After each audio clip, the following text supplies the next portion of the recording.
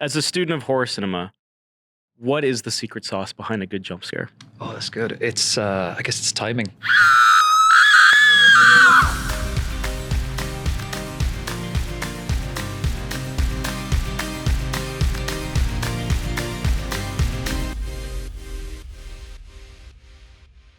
Hi, this is Sam Stone here at Den of Geek Studios at South by Southwest 2024 with the cast and director of Oddity, the new Irish horror movie coming your way. Here with, Damien McCarthy, Gwilym and Carolyn Bracken. Damien, how did the idea for this haunted house / whodunit come about? It came about with through a lifelong love of horror films and just all those different subgenres, and just trying to find a way to try to combine them into one film. So you'd have like a ghost story and a bit of a whodunit and a psychological horror and a little bit of a slasher movie, and just see if there was a way to have a scene from almost each one of those subgenres of horror. Telling it through these different characters. Well, speaking of characters, I mean, Carolyn, you get to pull double duty. Like, how was it, capturing these two different characters, especially this character that really kind of drives a lot of the supernatural elements forward? I suppose, it was a collaboration, to be honest with you. You know, like the script itself had some lovely, clear differences between who Danny and Darcy were, just in terms of the very broad strokes and the more finer strokes. It was already there in the script. And then when you combined it with the costume design, the hair and the makeup, the production design, all of that combined made my job an awful lot easier in terms of the prep, because there was some little question marks over how to prep, how to pace, to place, to, tone, and all of that informed so much that it just made life a lot easier in terms of finding both of them, Gwilym, when we open the film, Ted's the man of science. He's the man of rationality. And as any horror movie goes, rationality completely goes out the window. How is it playing a character that has their complete world overturned over the course of this movie? It doesn't really happen until the end, right at the end of the film. And then his whole logic and his whole world and way of thinking is taken apart. And even then, he has hubris to believe that it just won't happen. He believes he's just got such kind of delusions of grandeur. He believes he's beyond all of those kinds of things, despite what he's seen, and what's happened to everyone around him. He just thinks he's immune to it. So he doesn't learn until it's too late, basically, because he's that kind of guy. Gwilym, you were talking about being a fan of horror cinema, and what I find interesting about Oddity is it's one of those movies that really gets under your skin. It's very unsettling. How did you find the pace to build that sense of dread before having it go off like a party popper at intervals throughout the movie?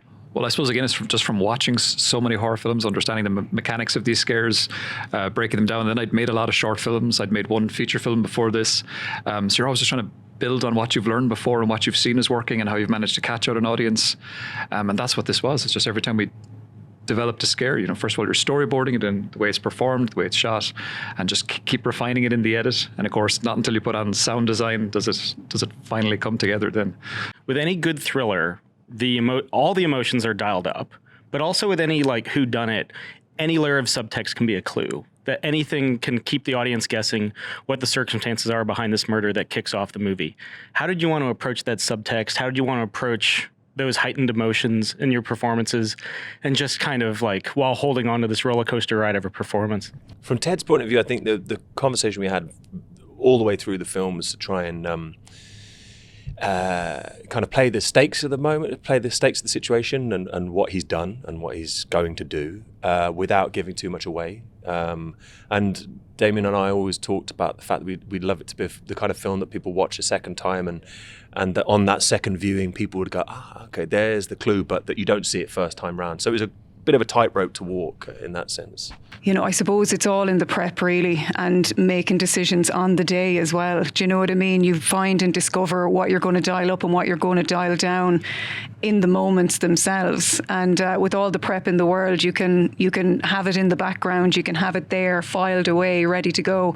But a lot of the time it does kind of come on the day about what, in terms of the subtext, with both characters, what will be dialed up and what will be dialed down. Damien, a lot of this is finding just everyday items that have a air of creepiness about it and then heightening it. What is it about, be it wooden mannequins or monkey symbol dolls or just black phones that, you really wanted to kind of work with production design and kind of heighten like just how creepy these things could be? Yeah.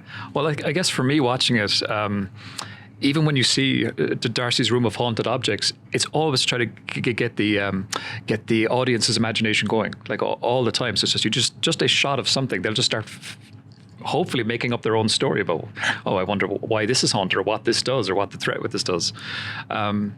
And again, just visually, it's something that I find interesting, these old worn items. It was something I was trying to work on with the film in general anyways, just try to give it that timeless feel that you never really knew when this was set. I mean, apart from cell phones, there is no real technology or anything in it. And I would have done the same thing with my first feature and with my shorts as well. It's like, there's kind of an odd feeling to the film in terms of the costume and just the setting, the location, the decoration.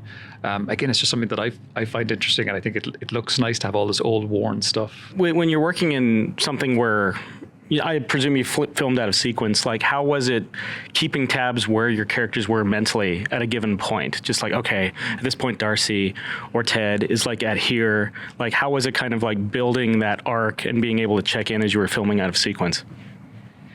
God, that question has just brought me back to one particular day when we were shooting, and I was playing Danny, right, Darcy, other versions of Danny. A ghost, I think it was. Two different in the one day. But you know what? It was lovely. I was given the time and the space in between all of that just to kind of reset and to rejig. And to be honest with you, like with the prep being done and the collaboration and all of the things in place, it was quite easy. And I suppose just as performers, we're used to shooting out a sequence, aren't we? Mm-hmm. And we're good at kind of readjusting and adapting to what's going on the day. Yeah, prep, isn't it? And I was only playing one character, man. I'm just a part-timer, so it was very easy for me. And we started the whole thing the wrong way round. We started the whole shoot with the last scene, which was a crazy way to start. Because it's like 5 minutes of just this silent sequence just to build up to the scare. As a student of horror cinema, what is the secret sauce behind a good jump scare?